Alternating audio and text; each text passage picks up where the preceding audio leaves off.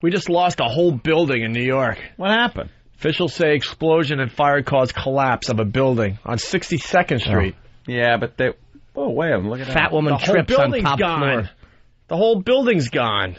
It looks like it's about a 4 or 5 story building. Gone. Completely done. It looks insignificant. It looks like... doesn't look like a significant building. It looks like if you pulled a tooth out. It's completely gone.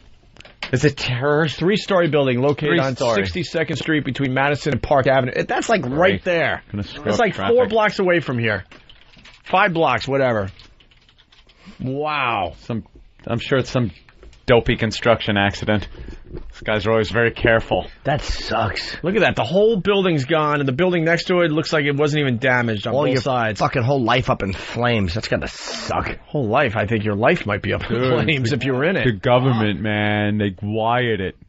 They fucking blew it up is what they did, man. That's why I don't get easy pass. It's a conspiracy. Look at him going with the long shot, trying to reminisce about 9/11. What's the other thing they're showing? It's a long shot of the area. It's a long shot of the area because they want to show the New York City skyline with a collapsed building smoke thing because they want to kind of conjure up images of 9/11. These vultures. Hey, how about someone wake up and look? We got audio. You can't Give me that channel. Firefighters on the ground have just about knocked down. Madison Avenue is completely closed, and there are numerous street closures in the area. Passers-by, this is a busy area for shoppers and tourists, and many curious as to what's going on. But we did speak to some residents who they just said they heard an explosion, they felt the building shake, and then they just ran out. Next door is a high-rise, an apartment building, an apartment house. The first level of that building that exploded was the garage for that high-rise. The channel, or but beyond that, we're not sure. Another channel. Terms of what the remaining they're all over. They're the same. There were doctors' offices story everywhere. in that structure. This is on 62nd between Madison and Park. That's the latest from the Upper East Side. Marcus Solis, Channel 7. There's so many men can do at a certain time. I mean, clearly your top units, your rescue units, Rescue 1, I'm sure Rescue 2, and various different places from the boroughs have already come in there. Your collapse team, those are the experts to come in there and work on these situations. Once the fire is out, it's really, I mean, obviously now they're still in a rescue and a recovery mode, but once the fire is out, the point is to get in there and to be able to save anyone, if anyone is in that building.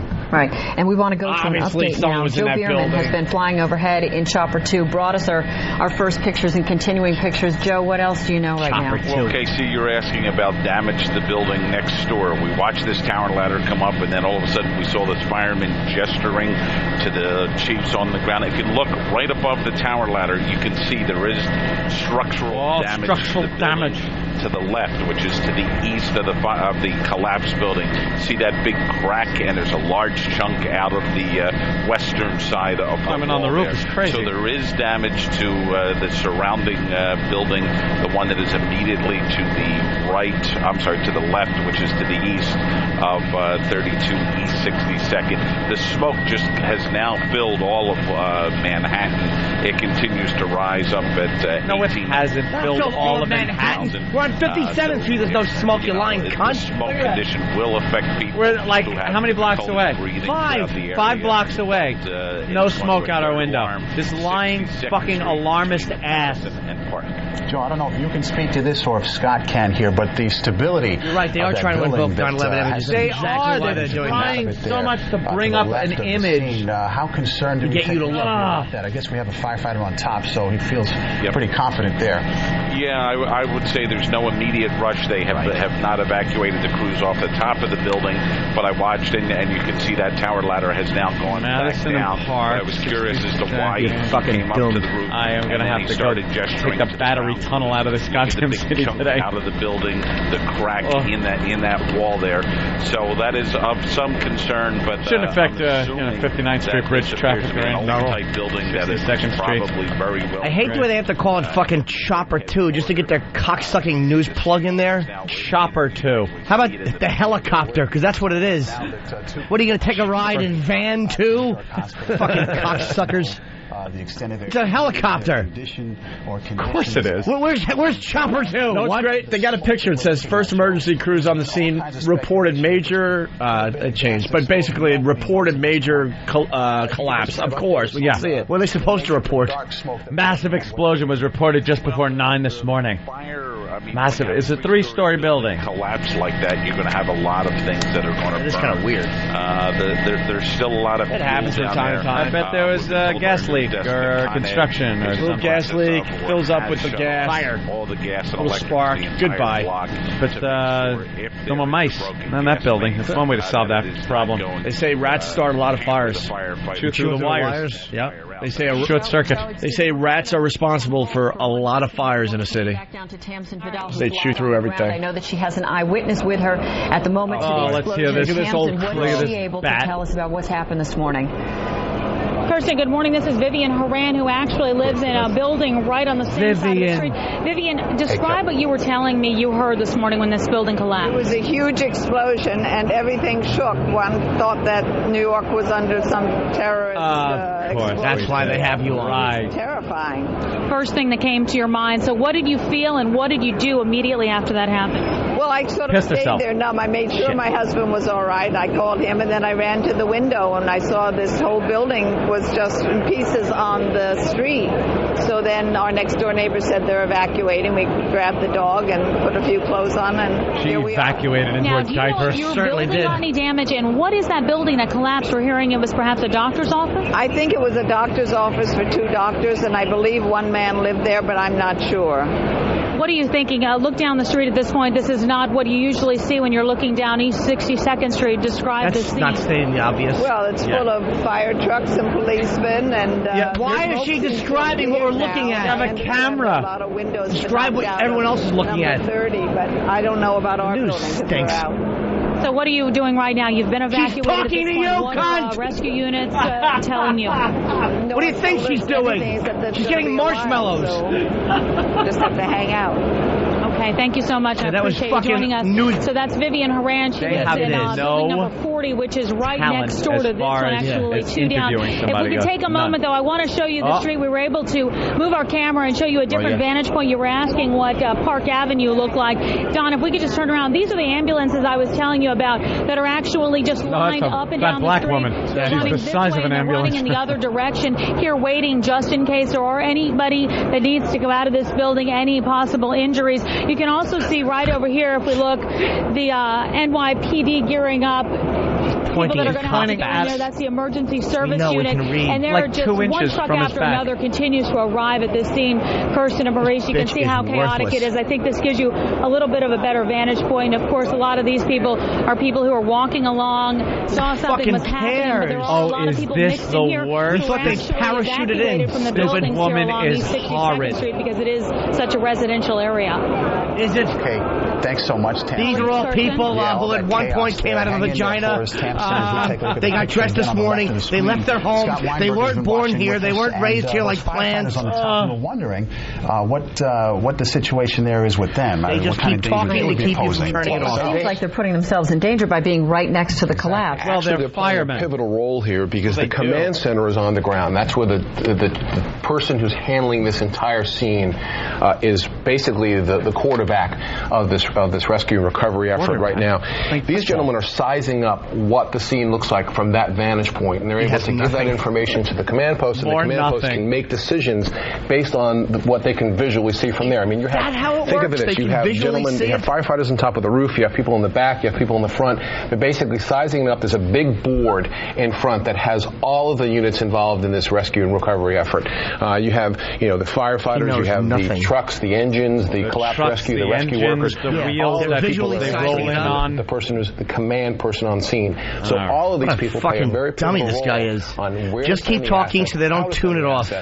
and the timing of that. There's also quite a bit of information that can be available to firefighters. I know that they can have access to building plans. Yeah. Can they? That's interesting. You know, what's in the basement, how these things are constructed. Right. Really? Right. That kind of information. Yeah, how is that going to... possible gas leaks and things like that. Right. They're at their worst. Why don't you like this happen? Good question. Why don't you go over the canceled appointments from the doctor's office? A building fucking for all their area that Mrs. they work Harriet Nubbs was supposed to have her anus scraped. That will have to wait as the building is gone. And ask them what they know about this building, and what they know about the gas, what they know about electric, and what they know about the construction of the building. This obviously is an older type building, and I'm sure they've been there several times before. They've done inspections there.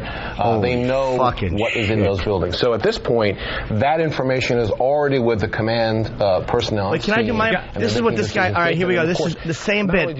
I have nothing. I have no information. I have no information. I have nothing. I have nothing. I have no information. But people, please keep tuned in. And the engines, they paint them red. They use red paint in the factory. They have lights and sirens that get them through traffic easier here in this city and other cities around the country. Do you have Fox News? Because I want to see what kind of panic they're in. Yeah, breaking news. Let's get us Fox News because...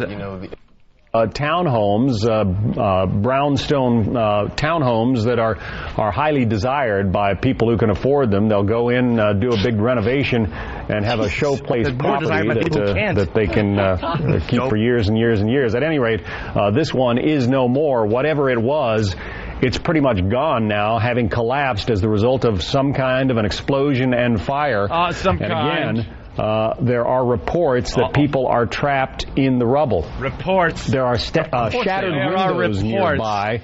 Shattered windows in some of the other buildings. Yeah, who's reporting again, witnesses said they heard a loud explosion, but not clear whether that came before or after the fire. As the camera pulls back, terrorism, and you get the wide shot there, you can see how that one small building was a bit of an anomaly on that block. It was a very small building. Others around it had been knocked down over the years and replaced by those big boxy apartment buildings, which are frankly generally less desirable, according to the renters who or the owners who live nearby. Eric Shawn is a longtime reporter on the New York scene, has probably seen this kind of thing before, and may know a little bit more about what's going on today. Eric, what can you tell us? One new thing.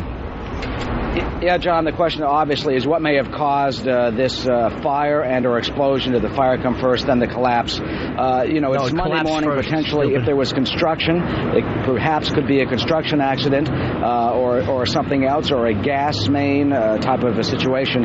East 62nd Street, as you say, is a very high-end part of Manhattan on the east side of Manhattan. We're here at the United Nations, by the way, just about 10 blocks from that area, and some fire apparatus and emergency vehicles have gone by us here. Gay Talese, for example, a very well-known writer, lives right on that block, as well as others, movie directors, writers, actors. Give out everyone's address. This guy, a minute into it, is giving out other famous people who live on the fucking 62nd Street, which goes from fucking the West Side Highway to fucking the East River. You cocksucker. Also lives in the borough of Manhattan. You're a douche. Just off Fifth Avenue, and that bomb-making terrorism, boys, blew up and exploded and caused a similar small just a gas leak. I think so. Completely collapse. Bomb-making factory. He just said was from the Weather Underground, the anti-Vietnam War movement, and all that.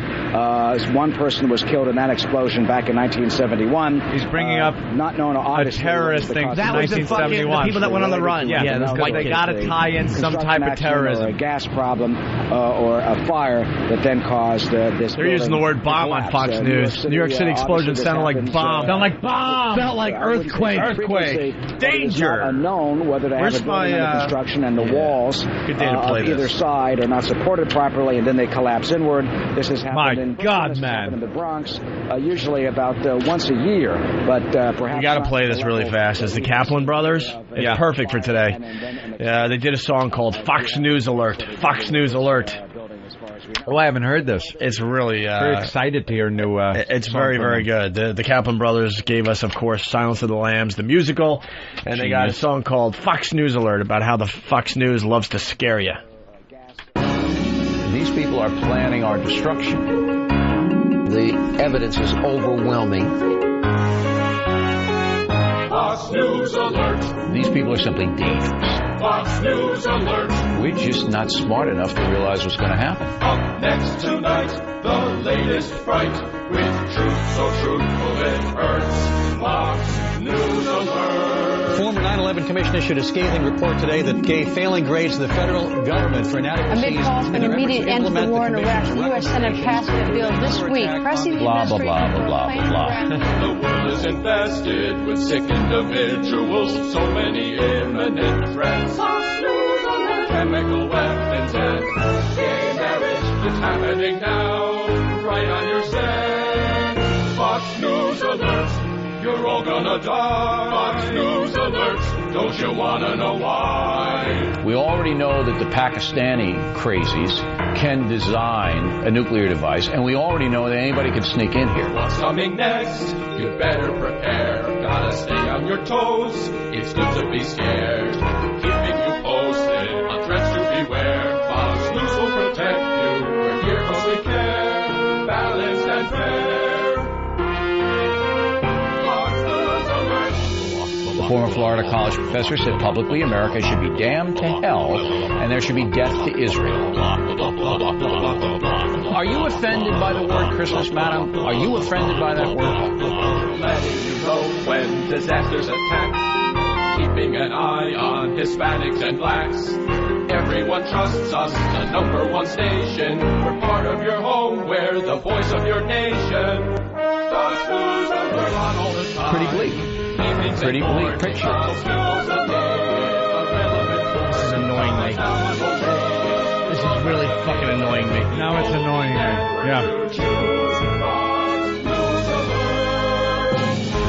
Blah, blah, blah, blah, blah, blah, blah. That's annoying me. Keeping our eyes on Hispanics and blacks. Yeah, we know. The awful conservative media. We know. The innocent Hispanics and blacks that, you know, you're right. Only Fox does that. Good point. Fucking come on.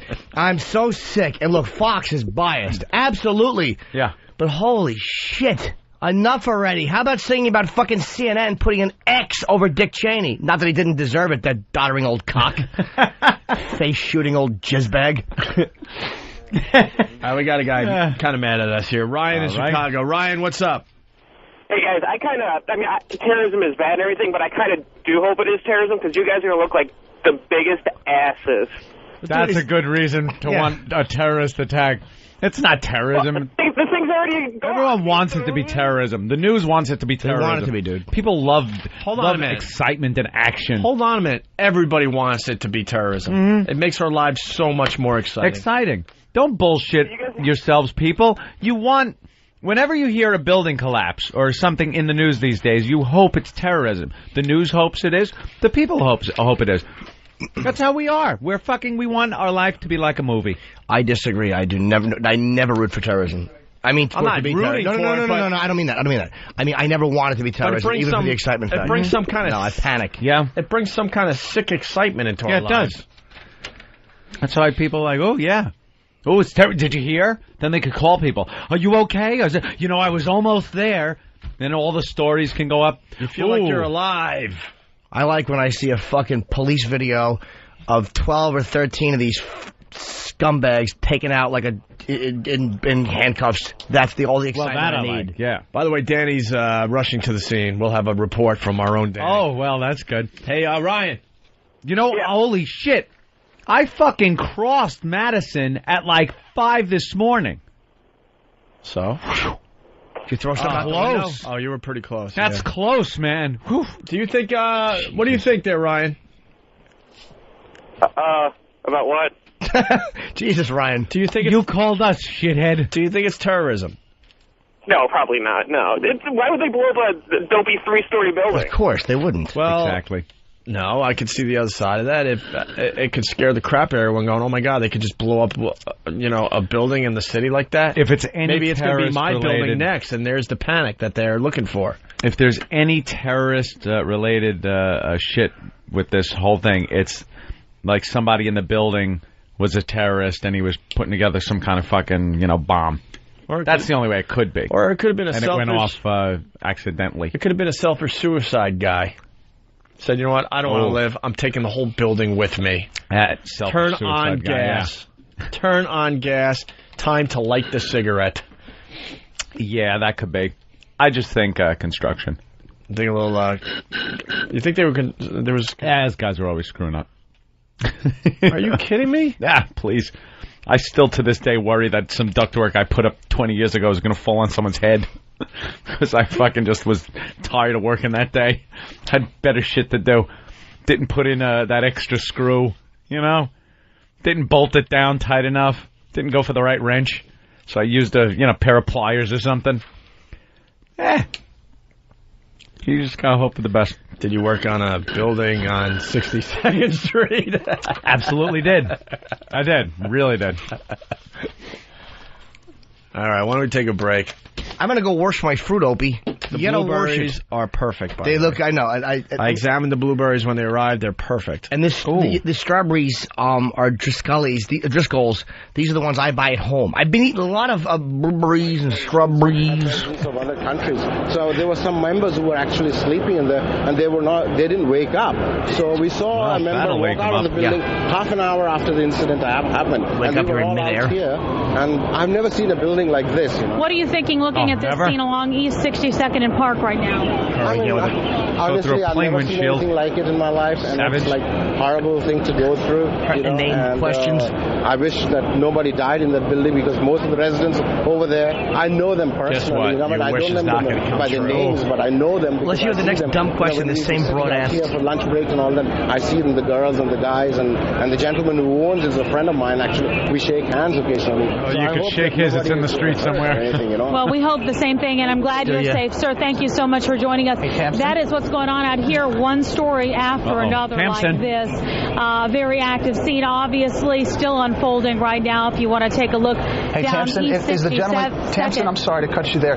Is the gentleman still there? Is he still nearby? We have a question that's much better than the ones you're asking. You know what? Hold on one second. Let me just grab him. I have a follow-up. Can you come over here 1 second again for me? Follow-up. Yes, what did you want me to ask? Just curious, what's in the building that is collapsed? We have an address.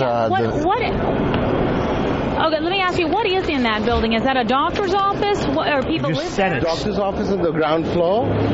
All the rest of the floors are residents, to the best of my knowledge. I've never been in the building, but I know there's... How do you know all the residents, you dope? He knows everybody. Never been in. What a liar. He shook some patient's hand one time. Would people be in there that early in the morning? I'm sure there are. Not everyone goes sure. He doesn't know what's in the building, yet he's sure they are. He loves his camera time, you dumb whore. He's giving you nothing. Oh, yes? Kind of a building. And I'm sure there are a lot of people who were there in the building. Channel 7, got people being wheeled out. That's what we need. Faces covered. This person, actually, what we should tell you, is a firefighter. We're told this person is a firefighter. Little difficult for us to get a view here, but we are told that he is a New York City firefighter. Don't know his exact condition, but he's, of course, being loaded right now into the ambulance. They're getting a backboard for him right now. He's going to be moved onto this other Let's make sure we don't send Ben over there. They'll be trying to get him into an ambulance. Yeah. He's obviously got smoke inhalation. He's jerking. His hair has been singed. He's saying Boston. Sir, can you hear me? What?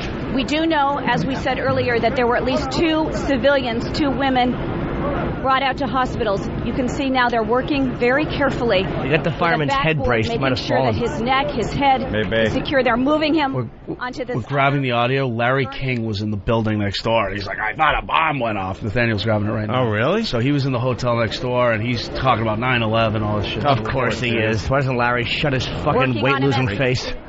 All right, we're going to also go. Let's go to John Del Giorno once again. And John, we understand this was a firefighter, according to Sarah. My garlic tablet fell on the floor, and I spilt my Welch's grape juice. Yes, that is a firefighter from what we understand. Shilling now. ass. I thought my 8th wife snapped my suspenders. The initial 2 injuries that Marcus talked about, and then a handful of others. That is the first person that we have seen. Let's go to Russell in California. Russell. The scene on a stretcher. Yeah, these people are turning it into like a clue game. I want to bet on Puerto Ricans in the basement with a meth lab.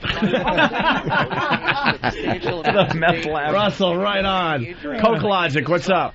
Hey, I just turned on the TV, and the early reports are saying that it was 2 gay men in the apartment burning a Java log. Java log. Damn, again. By the way, your most annoying 30 seconds below. This is a basement entrance. All right. Someone's suggesting the fire and explosion of this building here in New York came from a bear who was burning his Blink production pieces. Tim. Poor Steve. Tim. Hey, boys. What's up? Hey, I'm reporting live from inside the building here. There's flames. There's bricks and blocks and beams on top of me. I believe there's firemen outside trying to get in. Are you injured, sir? Are you injured? No, I'm fine, actually.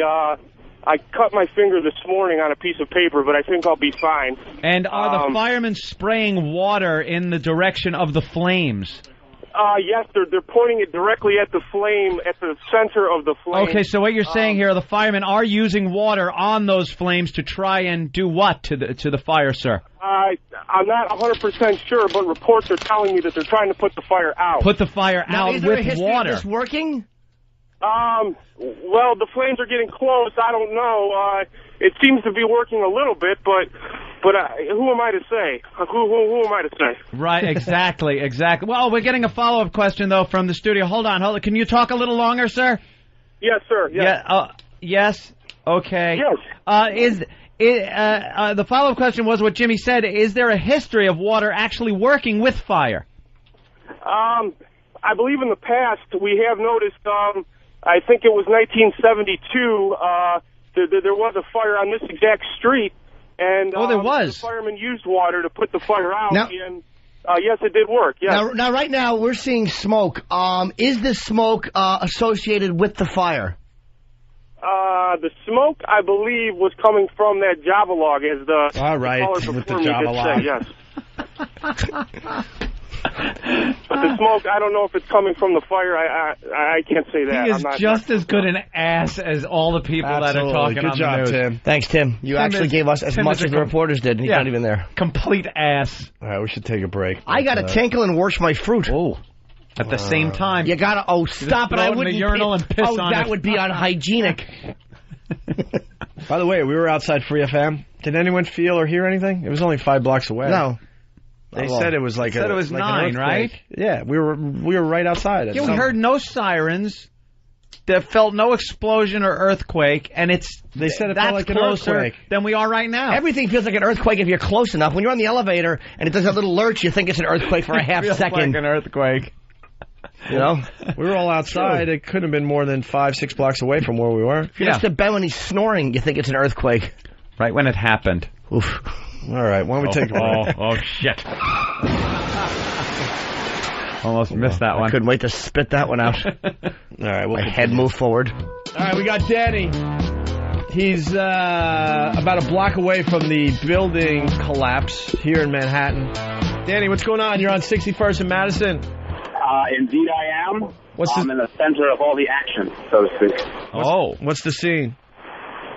Your standard clusterfuck in Manhattan. Got tons of ambulance, fire trucks, police cars. The whole city will shut down, I'm sure. How did 57th look? Pretty damn good, aside from some emergency vehicles trying to get by. But let's just say, hypothetically, somebody was driving eastbound on 57th from where we are, let's say, just picking a random location, from where we broadcast from, to, let's say, pick another random location, the 59th Street Bridge. You mean now or later? Maybe and I don't know, an hour or so. We got a meeting tonight. An hour and a half, 2 hours. They should have it cleaned up by then, I think. Tidied up. Yeah, you'll be just fine. All right, so nothing's going on, Danny? Well, apparently what used to be one large structure is now multiple smaller structures. Can you see it? An interview? No, I can't see it. I mean, I can't get any closer without an official press pass. Oh, well, Danny, do you have a sticker on you or anything? I'm sorry? Do you have a sticker on you or anything? No, I have my building ID that says XM Satellite Radio. Just saying, how about one more for old time's sake? Yeah. I'd love to see it. Any live TV near you? Oh, tons, dude. That's kind of what I want to see. Yeah. Now, look, there's nothing against Danny maybe just stepping into a live shot. Or how about saying that you're a witness and you saw what happened? I would lie. I do miss doing those, too. Do you have the Channel 2 camera right there? Do I have a what now? Channel 2, interviewing some guy. Oh, man. To be perfectly honest with you, I'm in the middle of the street, and I'm just looking for the first live shot I see.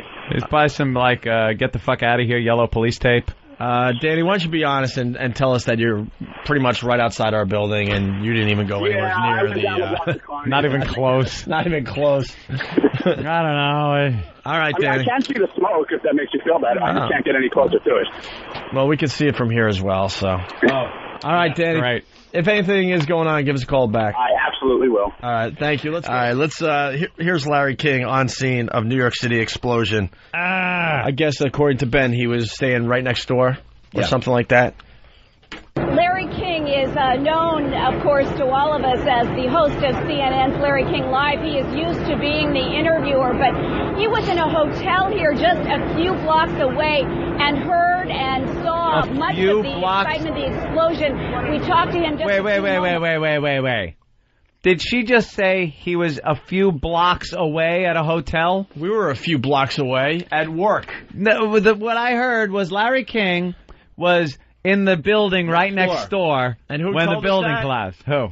Ben. Was it Ben? Ben said he was either staying in the building or at a hotel right next door. And now I believe I heard this woman say next door.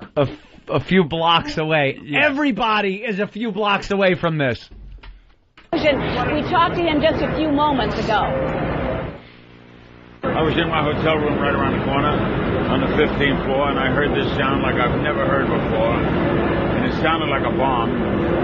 Now, I grew up in New York. I live in L.A. now, and I thought of 9/11, which is the natural thing to think of. No, it's not. And I looked out the window, and I looked out right on Park Avenue. I saw some people running. So I took the elevator right down, and the people in the hotel said something happened around the corner. I went to the corner, and just as I pulled up, the emergency equipment was coming, fire engines and ambulances and all the rest, and I cut around the block to get a view from this angle from Madison Avenue. Can you describe what you saw? I saw a lot of smoke, people scurrying everywhere, and to its credit, because New York is amazing, the police, they react so quickly. What are they supposed to do? They woke off the streets quick. They were courteous to the people. They were never rude. Shut up. They made the people back off. Get the fuck out of here, you burning asshole. What are they supposed to do? He goes, I heard a sound. It would sound like something I've never heard before. What was it, a happy marriage? And here it is. Channel 2 now reporting Con Edison was investigating a smell of gas in the area. Oh, boy. Which could have been, now, with the time in the elevator ride down from CBS, it could have been Jimmy's asshole. Oh, language. This is still my home. I'm going with guy decides to kill himself and take the building with him. That's a ballsy move. So as you can see, that rescue has ceased. They have all come out of the rubble pile. They are all now gathering here at the base of the tower ladder. So from the scaled down activity, I guess there is not word of anybody else trapped, or they're not aware of anybody else trapped, at least here on the 62nd Street side of the incident. All right. Joe, thank you so much. There's also obviously people working in the backside of this building, too, that we're not seeing. And clearly, right now, intelligence is an important thing. I know it sounds silly, but intelligence is where people may be, where information's coming, where the guys on top of the roofs are seeing. I mean, they use high-power binoculars, too, to be able to see any kind of movement, a hand, a foot, anything that would give it an indication that someone may be in there. Name more body parts, you dumb cunt. We know what movement is. They don't needlessly put anybody else's life in jeopardy for the sake of that. They have ways of listening in, too, right, Scott? Right, they do, and that's an important factor. Maybe an ear wiggle. Perhaps a lash flutter. On the surface, right below. Perhaps a fingernail growing. Below could be someone who's alive. Perhaps an asshole fluttering. Trying to get out, and you have to obviously use those techniques. Oh, of course you do. Yeah. An arm, a finger, a hand, we get it. More Larry King. Larry describes sound, the sound that he heard. Describe the sound. Well, the only sound I've heard like it as ever would be in movies. It was a boom. And I've been in a few earthquakes. in L.A., and an earthquake can make a sound too, but not like this. This was, it sounded like a bomb would sound. Oh, what a big, like the bombing of London in World War II. That's the only thing I can imagine. You hear fucking sirens going off? Air raid sirens? Time to retire, Larry. It was like a boom. The only way I could describe it is it sounded like a building, a 3-story building, having an explosion and then collapsing. It sounded sort of like that.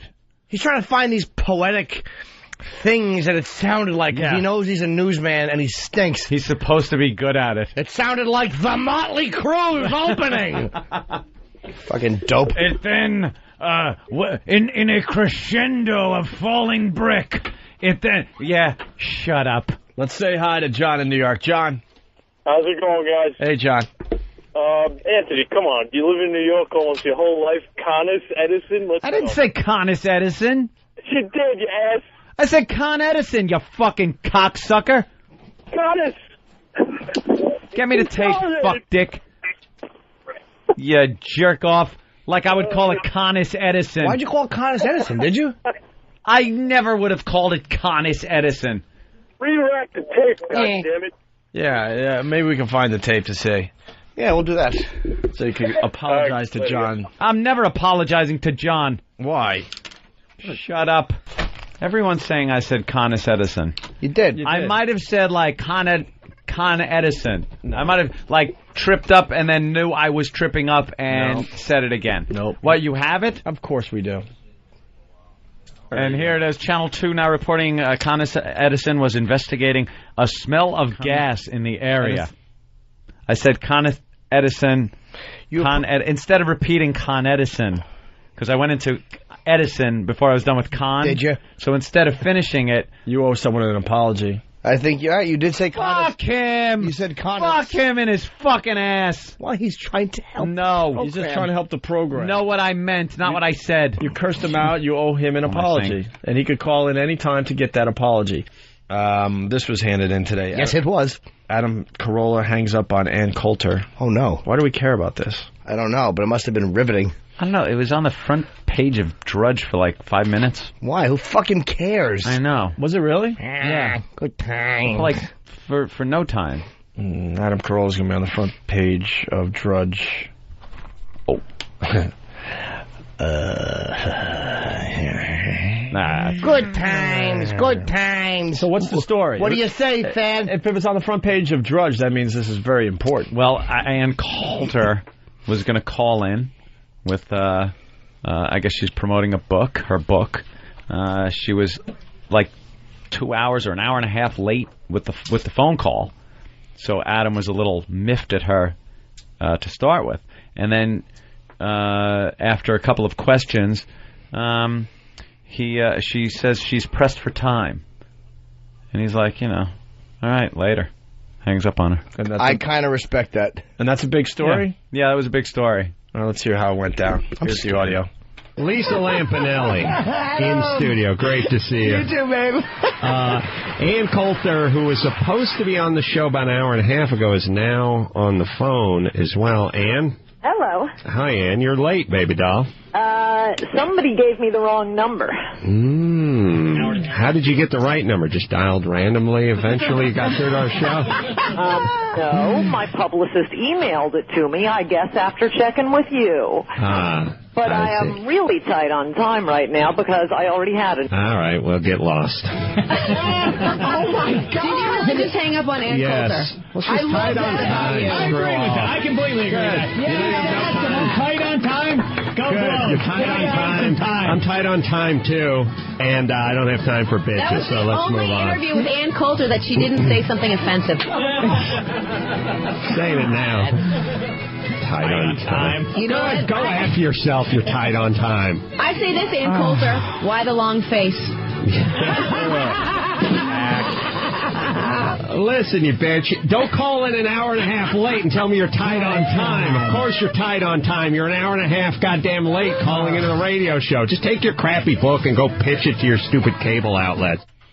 Well, I respect him for dumping on her like that. You got to give him credit. He finally did something interesting with his radio show. There you go. Maybe she did something good. Well, I don't know. I mean, you don't want to piss off his listeners, man. He's got like a whole army. The show's a disaster. Everybody in radio knows it's just a matter of time before he will be replaced, whether it's by us or somebody else. I'm not apologizing. That is a fact. You have to apologize. You were wrong, Ann. John. How you doing, Mr. Cumia? Listen to me. Wait, John, what did Anthony call you? Listen to me. What did Anthony call you, first of all?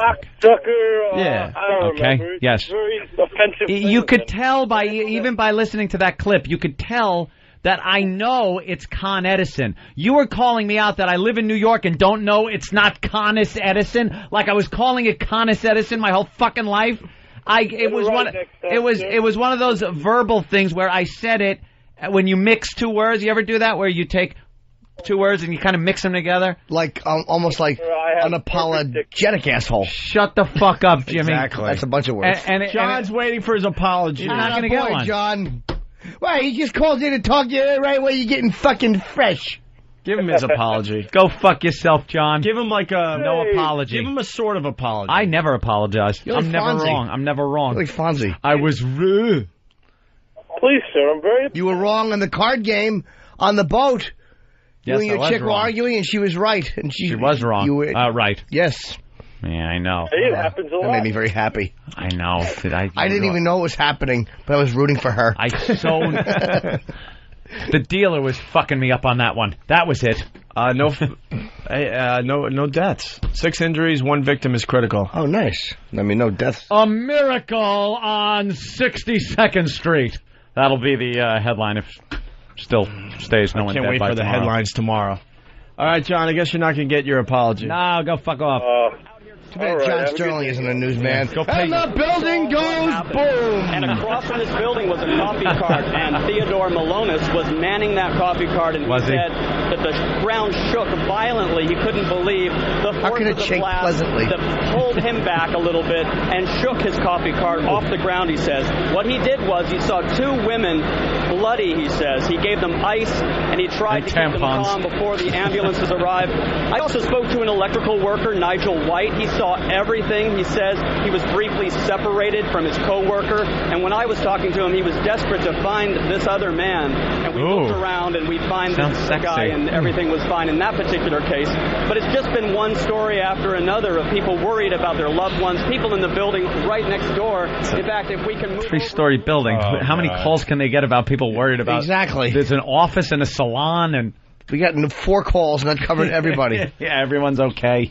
Dr. Nicholas Bartha communicated suicide with. And make sure that there are no more casualties inside that building. As of right now, they don't believe anybody is in that rubble. They believe only the doctor, Dr. Nicholas Bartha, was in there at the time. Now, as far as what happened, initially we thought this may have been just an accidental explosion from a ruptured gas line of some sort, or something related to a leak of natural gas. But as we're hearing more about it, it appears that it could have been on purpose. This building exploded, possibly in a suicide attempt. Good one. There's a lot of collateral damage. I can tell you one building at least has been suffered significant damage, a hole in the wall. And I want to clear a couple of things up. Initially on the scene, we were told there was a parking garage under this building. I'm getting from a neighbor of this building. She said there is no parking garage underneath. How about doing your own homework? That is a relief of some sort, because we don't believe there should be any cars underneath, obviously.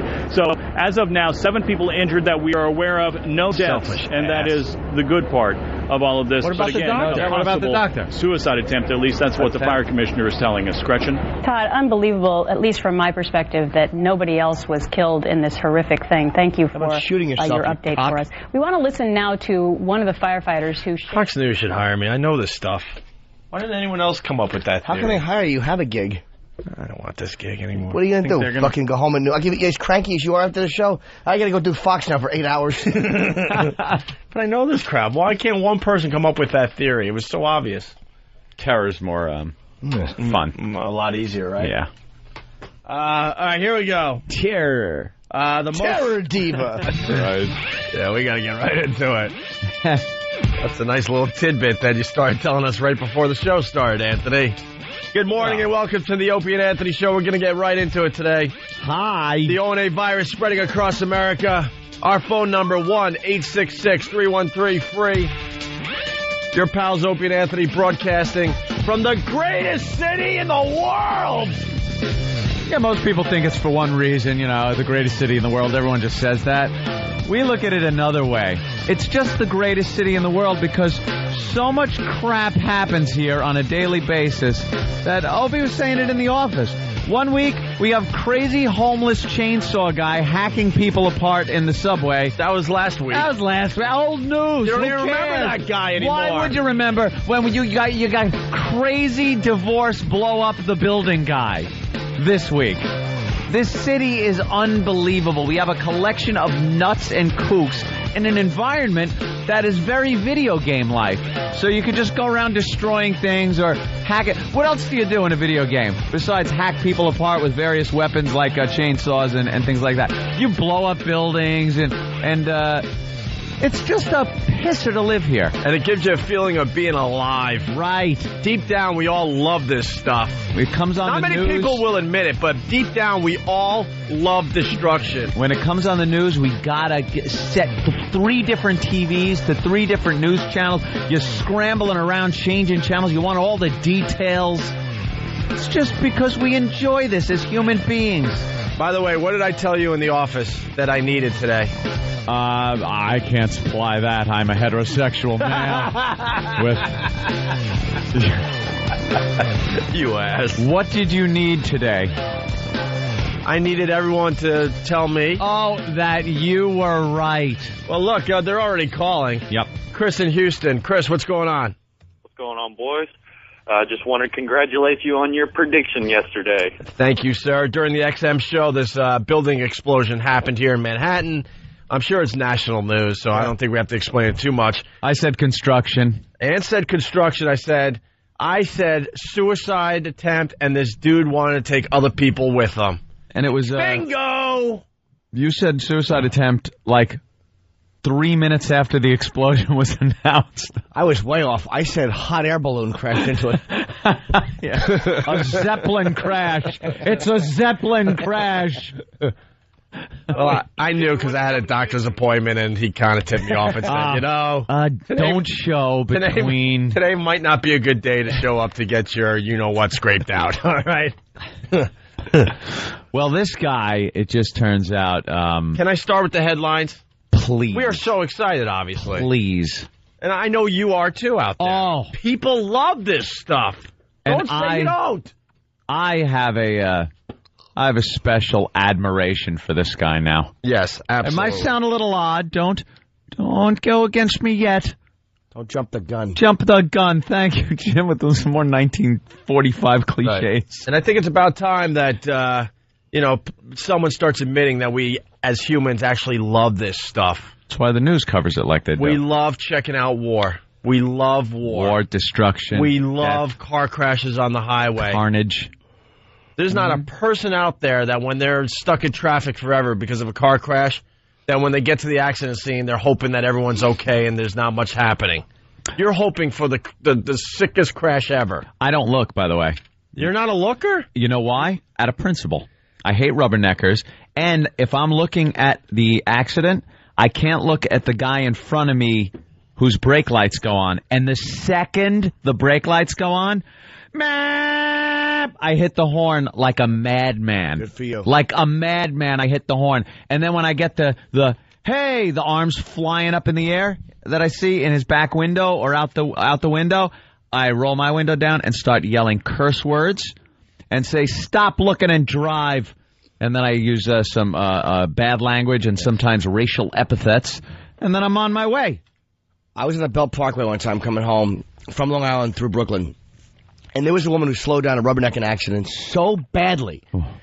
I almost got rear-ended because she literally stopped from doing 55 to maybe 20 miles an hour. Do you just want to choke these people? I almost broke my thumb. I've never beeped. It was one of those little horns on the side, like chiclet horns on my old Saturn. Yeah. I beeped so hard, the car actually went... the horn wore out. I was like, all right. I've done that. I've done that. What are you beeping at?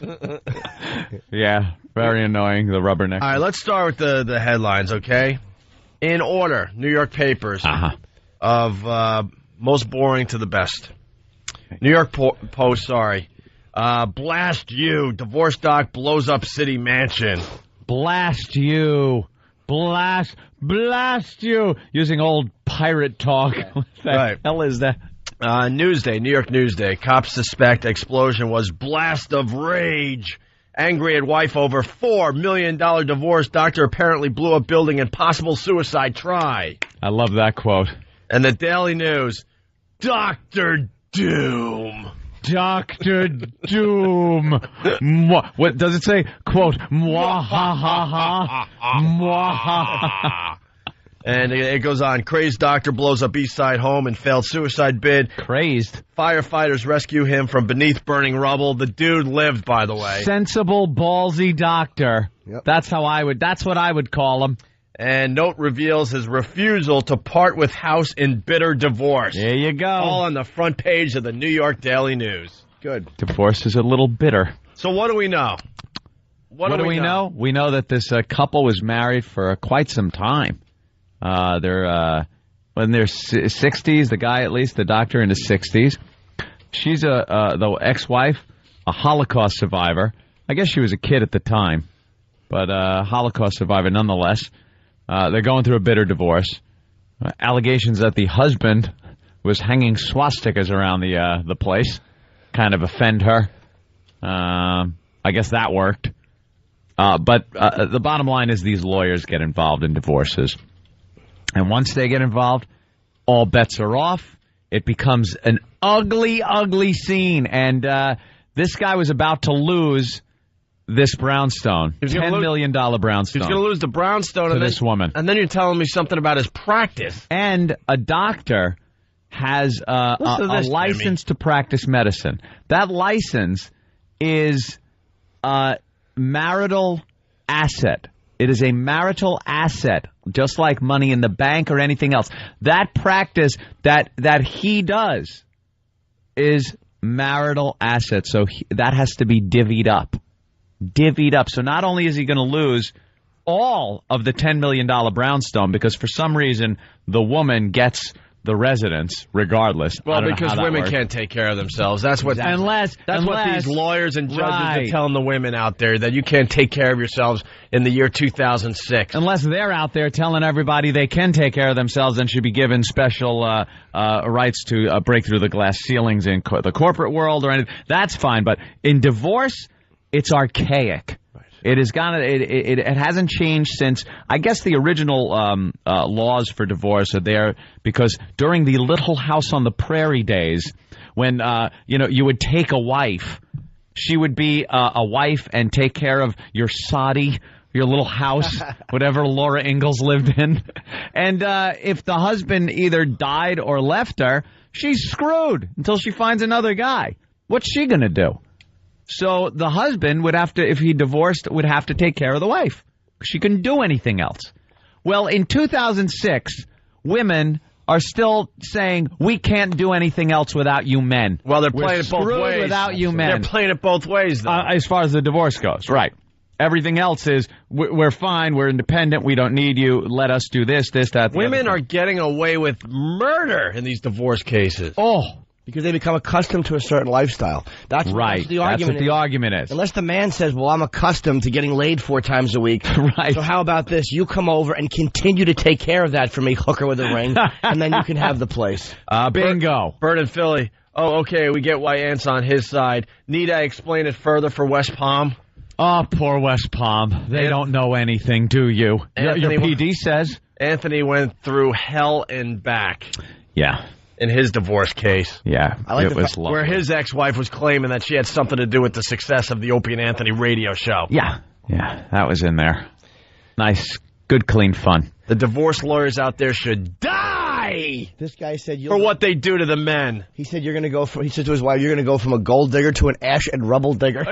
Yeah. Brilliant. Oh, this guy's a class act. Brilliant. So and you know what? I applaud him today. Yes. Let me play devil's advocate. I almost, in a way, understand why she didn't want to be around this loser. How do you blow up a building that you're in and live? Yeah, how do you not? Bad. What a zilch! That building completely came apart, and he's laying in the rubble, yelling "Help! Help!" to the fire department. I'm on fire, mister. You know why? Help. There's a brick on my face. You know why? He was in the blast zone, and he decided, "Wow, this is too crazy. Maybe if I move back a little bit, I'll still." Do you think, or was he like right near the gas? He probably got a little scared at the end and said, "I'll probably still die, but it'll just feel better or safer if I die from the third floor." Yeah, we need a little more info to come in during the coming days of where he was, how this happened, how he lived. Yeah, let me go to John in Chicago. John, what's up? Hey there, Jen. Yeah, hey man, how y'all doing? Opie, first of all, I want to say you're my favorite. I even named my son Christopher Gregory.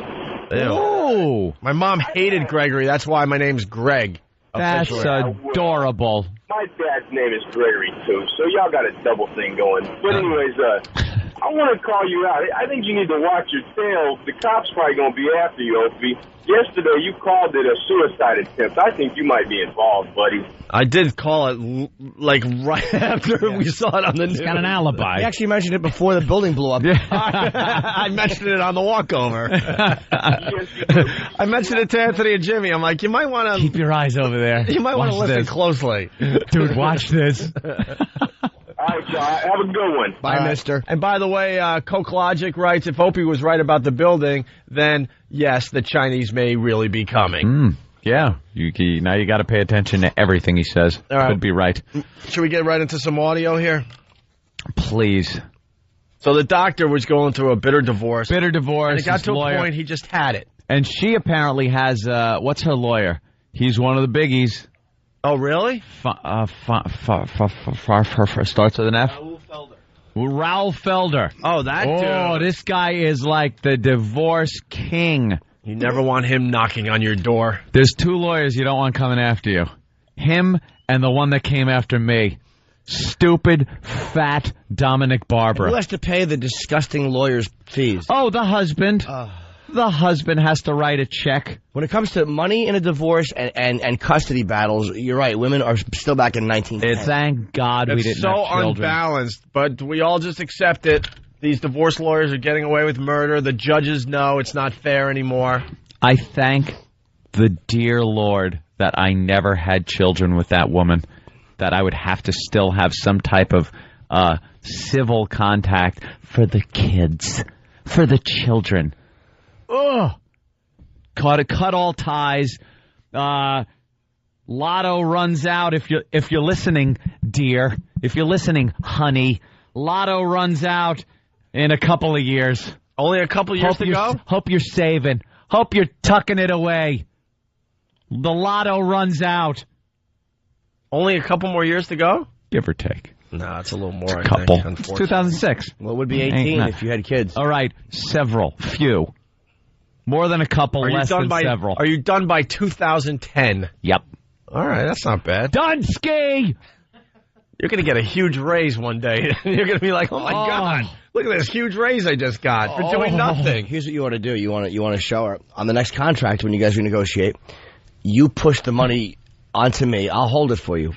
And this way it shows up not in your paperwork at all. And then, like, when time's up, I'll give it to you. I'll give it to Jimmy. No, but I'll give it back to you. To hold on to. You give it back to me. Of course. We actually tried to do that back in the day.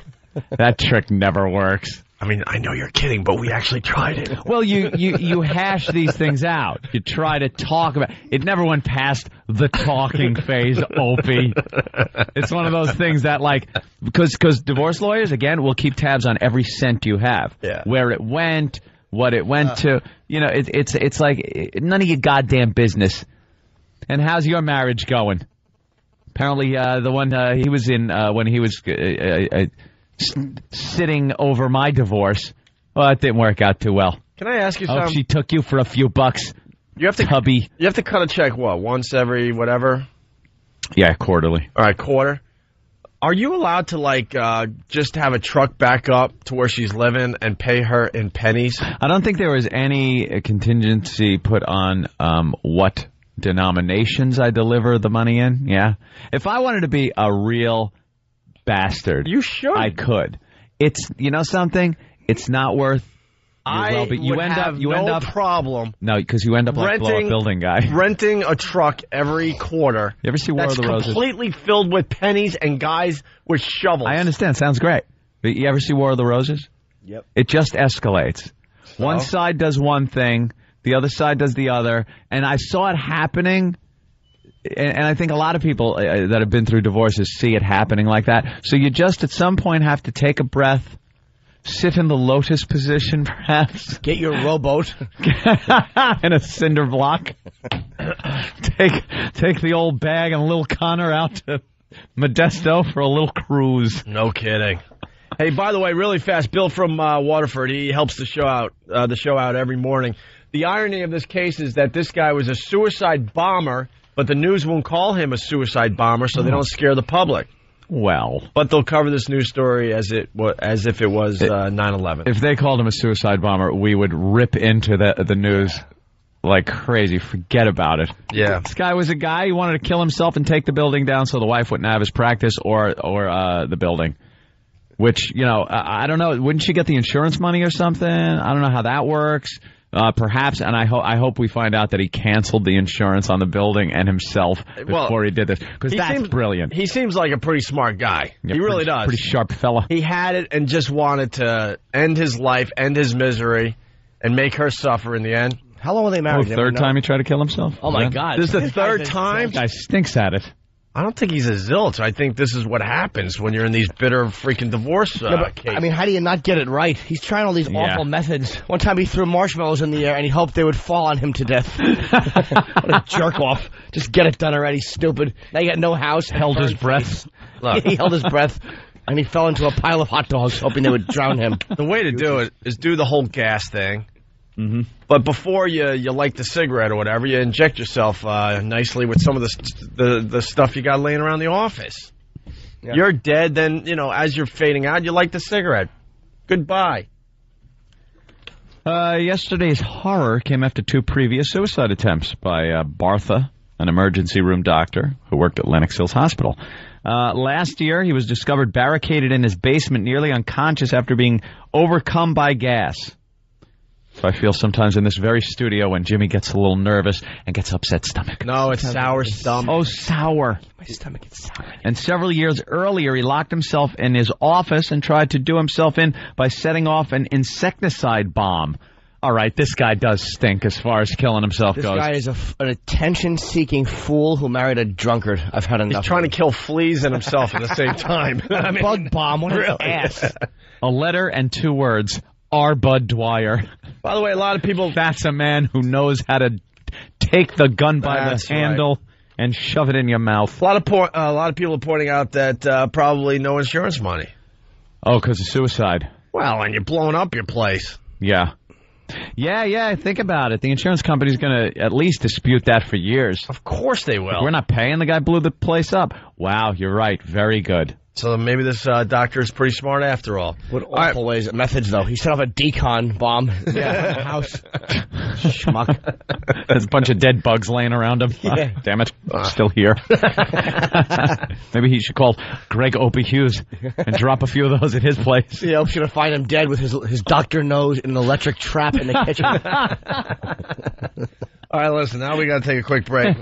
When we get back, we'll get more into this story. We got the audio. It's great. Yeah, because the news, again, this is a combination of a great divorce story, action story here in New York, and the stupid news and the stupid people they interview. Yeah, so, yeah, we'll do that. We're just queuing up a little bit. Yeah, Eric ran. I've never seen that before. It was kind of... What happened? West Palm, I got to tell you, Eric works really hard for the radio program. He certainly does, but that was awful. He just needs to get more sleep at night, and then he'll be okay.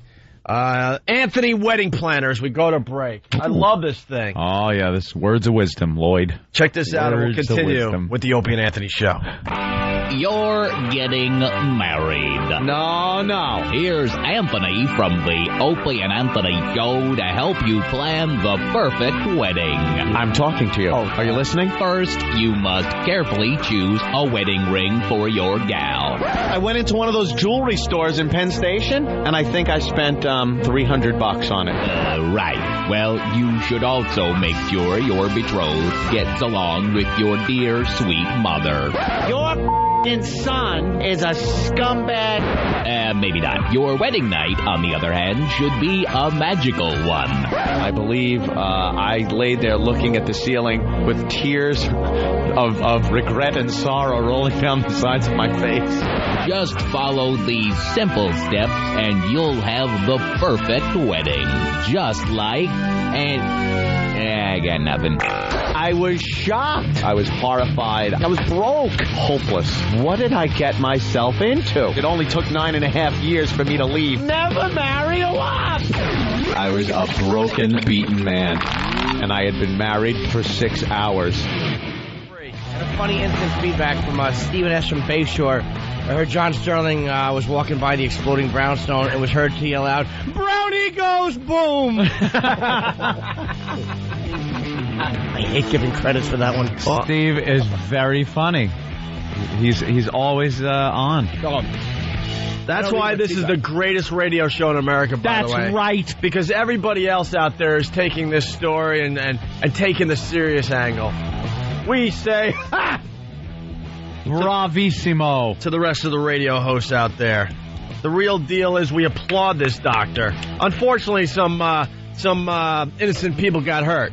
And I understand that. I take that part of it very seriously. Collateral damage. But as a guy, we kind of understand what happens. Anthony understands what was going on here. What pushes this guy? What pushed this guy into this situation? And you'll hear during some of these stupid interviews that the news does, people saying, "This I don't believe it. This guy's a rational man," and blah blah blah. They call him a nice guy. That it doesn't matter.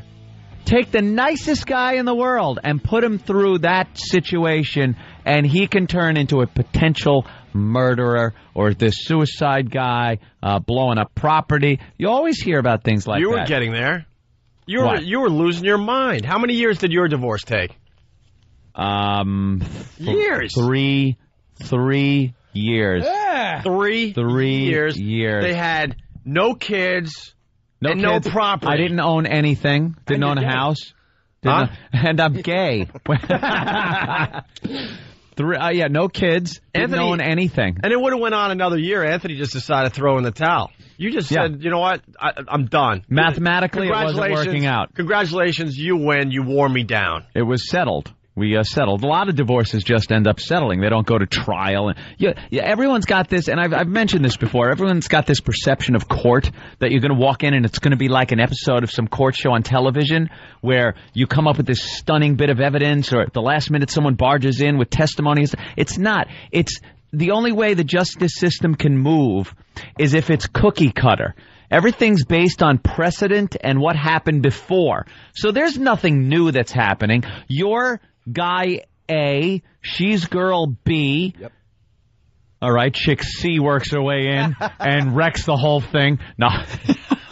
And it's over. But chick C is not a C. No, I'm just using it as, it could be XYZ. There you go. XYZ. And it just gets to the point where they look at money, it's like slide rule justice.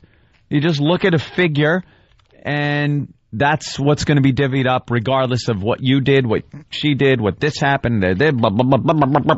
Doesn't matter. There's no courtroom scene like in television where you go, let me tell you about how I made my career. I started this dream of mine at 11 years. Are you done? Shut up. Pay her. That's what happens in real life. And a guy like this couldn't take it. So he turned on the gas and blew up his marital assets. Hats off, my friend. Bravo! She did nothing prior but just drink and act like just a dumb married floozy while he's out earning the bread and making all the money and making all the critical decisions. Yeah. So she probably did nothing, forgive my language, but behave like a highfalutin gal. Whoa, easy. Who knows, though? We really don't know for sure. I don't know, but the facts will come out on this one. The facts are going to come out. I think this story gets much better by the end of the week. Hey, let's say hi to Kelly in Idaho. Hey, guys. How's it going? There's some Kelly? Gold digger jokes to be made for a Holocaust survivor, too, let me tell you. Not going to hear them here, though. Not going to hear them here. Give Anthony a day. Anthony's trying to rifle through the rubble and find the art that the doctor was hanging on the wall. There were some valuables in there. Kelly. Yeah. Girl name from Idaho. What's up? Well, I've been listening to you guys since I got my XM, and I just want to tell you guys you're doing fucking awesome and keep it up. Oh, well. Well, you know, I appreciate it. Thank you, Kelly. Kelly, we appreciate that, but you had to say effing off. Awesome. Yeah, that's doll. That works. Kelly, what do you like about the Opie and Anthony show, by the way? Oh, there's a tricky question. That needs no answer. That must have been a pesky line problem. All right, let's go to the audio. Doctor committing suicide. And he didn't get the job done. No, he didn't. And now he's even in more Third hell. time. 60% of his body's burned. His 40% chance of living at this point. Old Dorito skin. What's he going to do? I hope he dies, but because it's what he wants. Yeah. That's very generous of you, Jimmy. No, but I mean... I hope he dies. I don't mean that in some, he should die. I mean, I hope he dies just to spite this pig he was married to. There you go. All right, here we go. Lucy, to set the scene, even before you get here, you smell it before you see it. The smell of burned debris is strong in the air. We know all night long demolition crews have been taking away some of that building material from this site after that huge gas explosion. There was a giant fire that erupted shortly after the explosion. It leveled the $10 million townhouse. Did she throw any more words in around here on 62nd Street between Madison and Park Avenues have yet to be allowed back into their homes. Right now, an investigation is underway to determine if the 66-year-old doctor who lived and worked here caused the explosion in a suicide attempt. Nicholas Bartha, who was rescued by firefighters, had been in the middle of a horrible divorce, and he apparently sent an email to his ex-wife saying he would never sell the home they once lived in. Never sell. I'll never sell. Well, they got the foreign eyewitness here. Yeah. In the explosion and subsequent rescue effort, at least 15 people, civilians and firefighters, were hurt. For others, it was close enough. The whole building fall down. At a few seconds, I go crazy. I am very lucky I'm alive. As for Dr. Bartha, he remains in critical condition. He apparently called out to firefighters when he was trapped under debris, but now investigators are waiting to talk with him. I bet. Want to have a word or two with him. And I want to say it again. I mean, obviously some innocent people got hurt. Yeah, you never like that. That part of the story. No one got hurt but him? No, a bunch of people did get hurt. Firefighters got hurt. Obviously, that's not cool. No, the guy is he's a selfish guy. I mean, that's obvious. But that's what that type of atmosphere, that divorce atmosphere, will do to you. What tipped you off to drives selfish? You crazy. The fact he was married to a Holocaust survivor and put swastikas in the kitchen? Yeah, that's a little off. The guy was taunting her with swastikas in the apartment. So she'd come home and, I see you've decorated the place. Yeah, all she wants to do is make a cup of tea. Like what I've done with the place, honey? Right. He puts barbed wire on the kitchen table. Look familiar? She just wants to relax and have breakfast. Wouldn't it be funny if she was just a nice lady and he's just a creep? Yeah, that could be. Somebody print up the instant feedback. Some more John Sterling lines are coming in. Oh, no. They're fantastic. And Jimmy does a great John Sterling impression, so we want to exploit that today. More audio from this fine story. Here in Elmhurst, Queens, is the satellite office for a doctor who shared office space with Dr. Bartha. And this doctor... Wow, close call. ...has an email that clearly says that Bartha set this fire intentionally and explains why. But not everyone agrees with that. What they do agree on is they're shocked. Horror. I couldn't believe it. Is it horror? That's the reaction from this scene from a friend and fellow physician who shares office space with Dr. Nicholas Bartha. Paul Montia, M.D., received a copy of the 14-page email that Dr. Bartha sent to Bartha's wife's attorney and to people close to him. It left this internist with this conclusion. This is related to the divorce. So you're completely convinced this is a suicide attempt? No question. Did I say the firefighters? Obviously, I meant firefighters. I'm still clogged up. I got my stupid summer cold that me and 3 other people in America have. Give me a little bit of a break today. Leave me alone. He has summer AIDS. So, do we have any excerpts from this email? Yeah, the one that Jimmy said, which is fantastic. That she'll, I don't think I got that one here. All right. It was in the Post. When you... here's what he wrote. When you read this lines, your life will change forever. You deserve it. You will be transformed from a gold digger to ash and rubbish digger. You always wanted me to sell the house. I always told you I will leave the house only if I'm dead.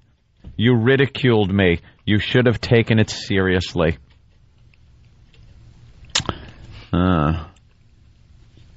In the rambling missive, Bartha, 66, also chastised his ex-wife for forcing his hand by fighting for a multi-million-dollar divorce settlement.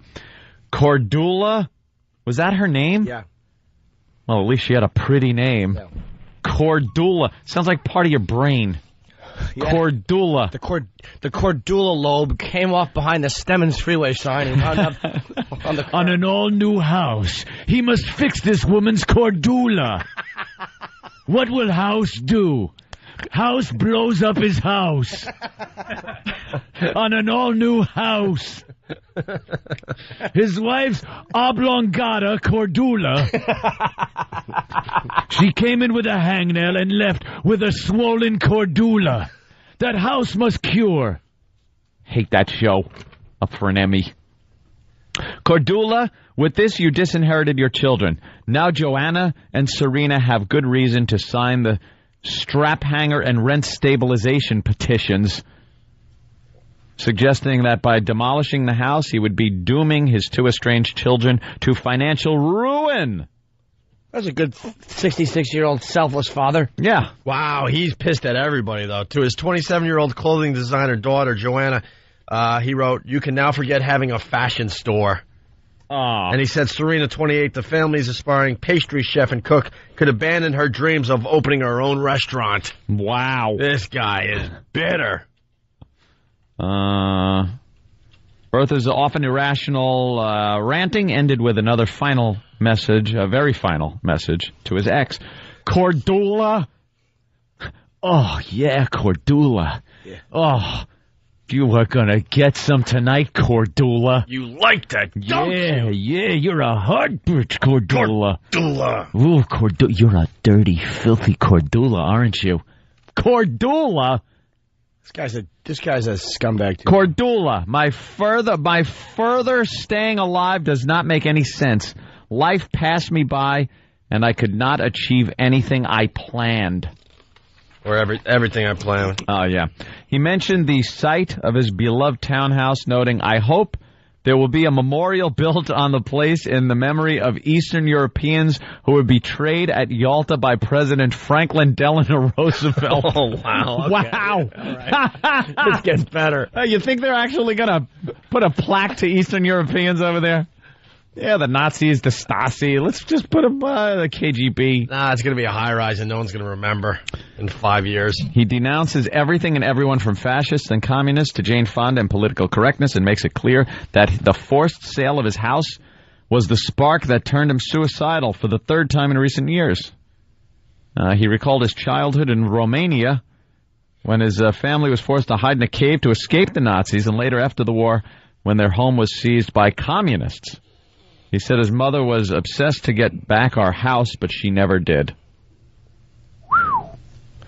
And, hey, John, I heard someone from Special F from Whackbag. Parker, Ford, PA. Yeah. I heard Sterling say, "A floor to ceiling and a basement to rooftop." That's for the New York audience, by the way. This guy apparently... I can explain that one, West Palm. West Palm, sorry. Sorry, you don't get the explanation on that one. This apparently was going back. He wanted to file divorce in 1980, but changed his mind because of the children. See? The children. This guy could have been out of it in 1980. But the children... Someone from their mobile device. I love this guy. What a bitter F. Yeah, this guy's just miserable. Now he's even more miserable because he's all burnt up.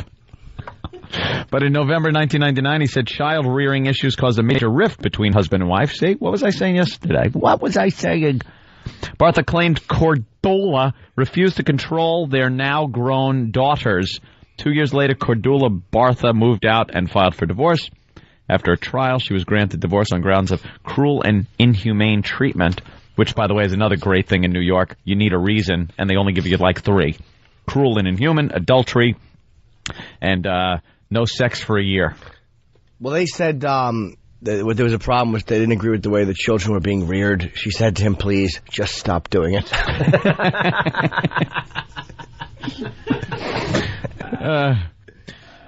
The court provided chilling details of what had been going on in their duplex. Defendant intentionally traumatized his wife, a woman of Jewish origin, born in Nazi-occupied Holland, with swastika-adorned articles and notes affixed around the home, and became enraged when she removed them. He ignored her need for support and assistance when she underwent surgery and treatment for breast cancer. He systematically cut off her access to marital funds and credit as a means of psychological abuse. That sounds like lawyer babble right there, that last sentence. Because what are you supposed to do? Let her keep using the credit cards? Oh, wow. I can't tell you how quickly I called Amex. Hello, American Express? I'd like to cancel a card, please. Not before a cruise went on it, though. But I was reimbursed. Thank you, Opie. Yeah, she decided at one point to take Opie's ex on a cruise. On my dime. That was nice. Was nice of her, wasn't it? Got your money back? Opie paid for his half of it. Didn't pay for mine, you know. I had to. On that cruise. Well, your ex was a lovely lady. I lived, I learned. You live, you learn. You call up immediately. Gentlemen, if you're considering divorce, I'm doing a public service right now. If you're considering divorce, don't do what I did. If you're considering it, and seriously, like you're going to do this, don't dilly-dally. Don't dilly-dally. Take the initiative. Do everything possible to protect your assets. Cut off all credit cards, all this marital asset stuff. Get your hands on it. Get your mitts on it. Because that's how it's going to start, with her doing that. So you do it, and then go blow up your building. Stephen from Bayshore, another John Sterling impression. He also yelled, "The Barth Tientino!" Tientino. Gas, you. The Barthabino! And then another Kevin from Connecticut. John Sterling says, "A home run by the Romaniac." Romaniac. That's a good one. All right, He's sure gonna swastika her with this one. I had to say it. Fan eagerly writing down one of my bombs. All right, continue at the end here. This is some good stuff. Bartha, in his email, insisted his wife wasn't entitled to such a generous settlement because she, quote, had only one responsibility and she failed. He expressed she was supposed to educate her children. I do not think a cook and a seamstress is a very good result. Didn't they want to be like, she wanted to open a restaurant and be like a fashion designer. He just sees it as a cook and a seamstress. And a cobbler. I don't want a cobbler for a daughter. Cobbler. Hey, we got a Bob Murphy impression. What's the occupation where they put the rings around the barrels? A cooper? A cooper. My son wanted to be a cooper. My daughter's a blacksmith. A what? A cooper. People that make barrels. Yeah. Those big casks. Yeah, we all know that. Of course.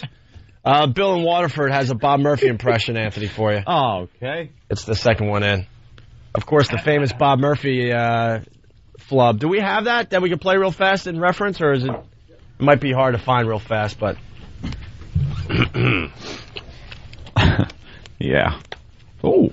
You got it there, Dan? Well, not that one. Oh, not that one? Oh, boy, now everyone is searching. Do we still have Brian coming today, no? I don't know. He's a buddy of mine. I think so. Good. Or did he might have rescheduled? I don't know. Oh, okay. Something might be going on with him. Is it right here? All right, sorry for the delay, folks. We're on a roll today. This is the famous Bob Murphy home run Love this call. bad call. The pitch. High fly ball. It leaves the left center field. It's way back. It may be playable. Agbayani can't get a play. It's gone. A home run. Oh, he caught it. He caught it at the wall. I thought sure he was unable to reach it. It's caught by Agbayani, and I apologize. He was way out there, and it didn't look like he had a play on it, but he caught it against the wall in left center field. Way to go, Mr. Magoo. I hated the way he said Agbayani. Agbayani. Well, he always had a lot of phlegm. He had a lot of phlegm.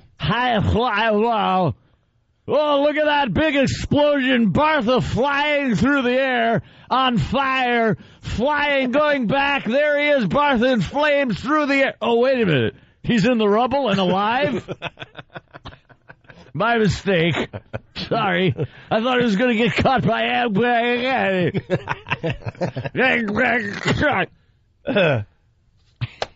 All right. Who's that one dumb man announcer who always does, "It's out of here"?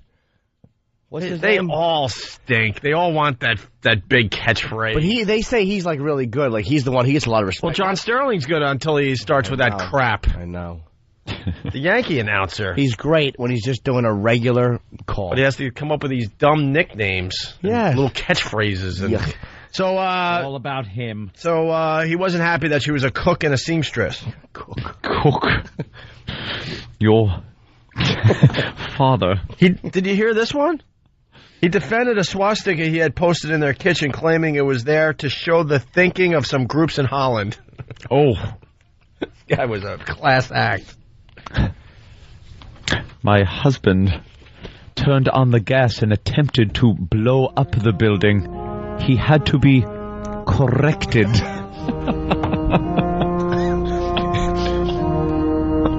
Walks in and the husband's got the bunny rabbit ears on, kneeling in front of another gentleman.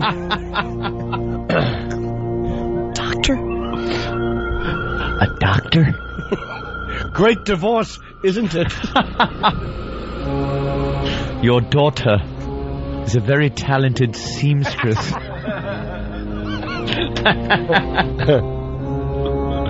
Hey, doctor, you hacked your daughters up into little pieces, didn't you?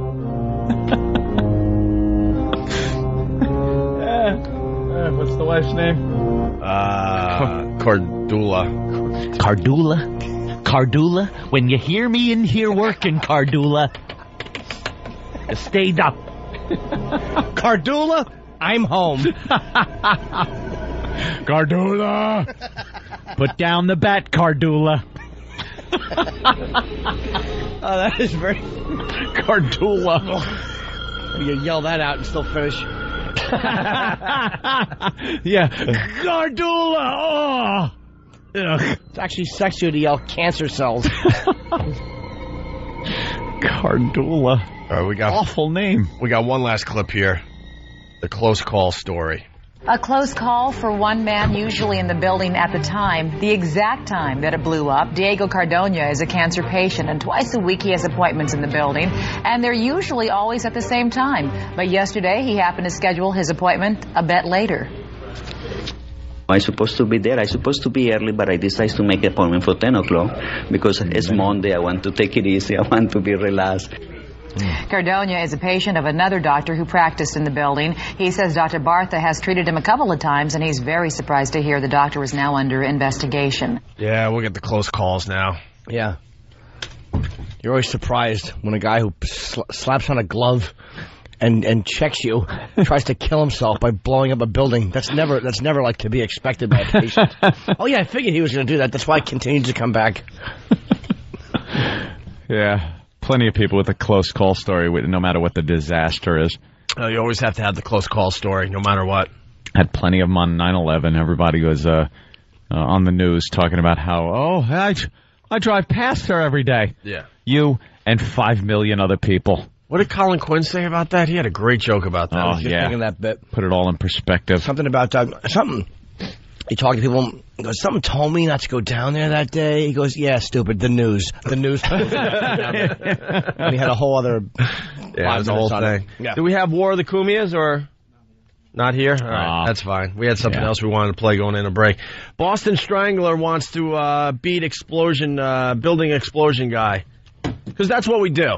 Mm-hmm. We think we live in the greatest city in the world. We're being syndicated all over the place through XM, all over the country and all over Canada, and then CBS radio stations. We got, huge audiences in certain cities in America. So we tell you about these kooks in New York. Last week it was the guy with 2 electric saws on, attacking some poor, like 5'1" guy. A little guy. That was in the subway last week. We already forgot about him. Yeah. And now it's all about the doctor that tried to kill himself and take the building and other people with him. So we ask you, can you beat that story today? Can your city top that? Can your city top our city? Do you have a sillier goose than we do in this city? We'll talk to Boston Strangler next and see what he has. Something going on up there in Boston, obviously. Yeah. It's the ONA virus spreading across America. Wow, there's a huge crash in Boston this morning. The tunnel. In what, the Ted Williams Tunnel? What happened? Boston Strangler. Morning, boys. What's the deal with that big, huge crash in the tunnel up there? Well, last night around 11 p.m., a 10 by 30-foot section of the concrete plummeted down from the ceiling of the Mass Pike Tunnel. Yeah. The connector between the Pike and Logan Airport, and killed a woman in the car. And today's headline in the Boston Herald is, you ready for this, boys? Yeah. Tunnel of horror. Oh, wait, the freaking phone crapped out, I swear to God. Great timing. Horrible timing. The headline, once again? Tunnel of horror. Tunnel of horror. Tunnel of horror. We got you beat today, Boston. Dr. Doom. I don't know, but we had a death, unlike... Yeah, we had a whole building blow up and no one died. Right. Collapsing construction does not, I mean, it sucks, but it happens. That doesn't top a doctor blowing himself up. So Cordula doesn't get the place because she raised a seamstress. That Ted Williams Tunnel has been leaking and falling apart ever since they completed the damn thing. Maybe if a little money went into the tunnel and not into a bunch of construction guys' pockets. That's Anthony talking, by the way, Boston. Hey, I don't care. I speak the truth. I support all construction workers in the Boston area. Thank you. I support the construction workers. It's just some of the people like to maybe sit there with a truck running for a few hours while their pockets get full of money. That's right. You want to hit them, you have to tug on their purse strings. Ooh, that'll show them. All right, Boston Strangler, thank you. That's all I got in fullblownapes.com. Thank you, boys. All right. I don't know if that's going to make it through. No, it won't. Maybe not. Why would you blurt out a website, you goose? They dump them. So no one's going to beat our crazy story here in New York today. That's a good one today. That is a good one, but... That's unlucky lottery, we call that, what happened in Boston. Unlucky lottery. When you're just driving and, that piece of the tunnel could have fallen in front of the car or behind it at any moment. But it decided right when the car was underneath it. Unlucky lottery. It's like when one of those huge boulders on the side of one of the highways been sitting there, probably looked at a dinosaur at some point. Yeah, dinosaur. Saw a mastodon perched on top of the mountain. That rock had been there since then, and decides when you and your family are driving under it, that's when it's going to roll down the hill and roll over your car and kill your family. That's unlucky lottery. You know what the odds are of that happening? It's a rock boulder. It could be more than that, Perhaps Jim. more than that, gentlemen. All right, we got a little inner city, not inner city. We got a few cities fighting right now. Mike from Long Island. Mike.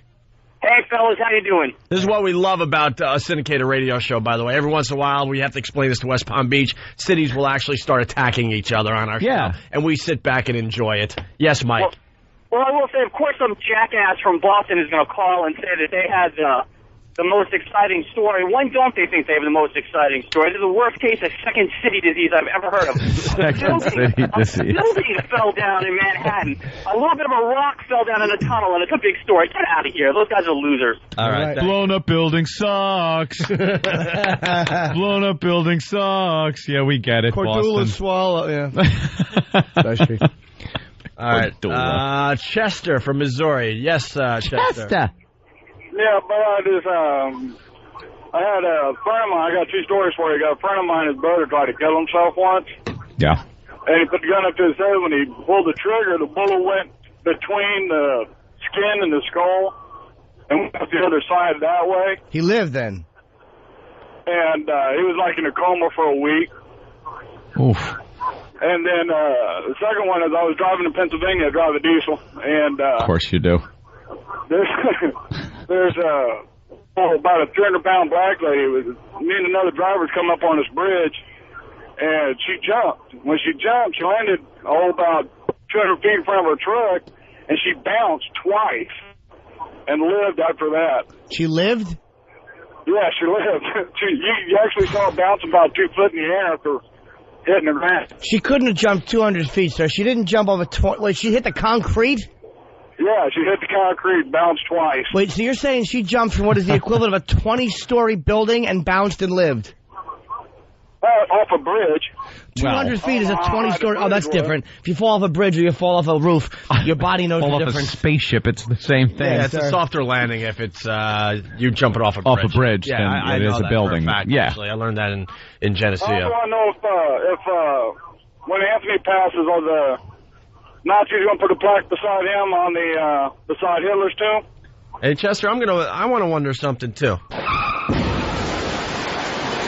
I'm wondering when this phone call is going to end. Yes, we'd like it to. Thanks a lot, boys. Thank you. All right. Too late. Exactly.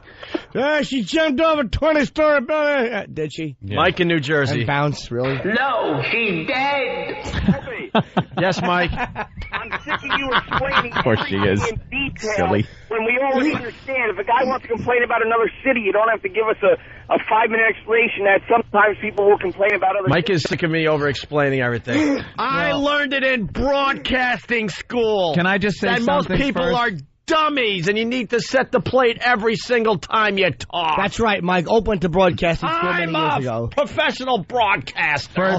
Before you go into anything about this, I just want to say that Mike from Jersey is calling to explain that Opie sometimes over-explains things. We get callers sometimes that call in and let us know how they're feeling about certain things, and that's what Mike is doing right now. Mike? Come on, Mike. Give me a break. Cut him some slack on that one, Jack. I have a very thankless job. Help me out a little bit sometimes, all right? I can't stand it. It takes forever to get through funny parts by explaining. Well, sometimes you gotta re-explain things. I could for West Palm. I could explain the ins and outs of radio if you would like, but it would bore the audience to death. No, it wouldn't. I'll tell you this much though: every 15 minutes, you got an entire new audience listening to you. That's how it works. And some of those people don't understand some of the storylines and don't understand that we do get off when the cities fight each other. Oh, we got audio of building explosion, Doctor.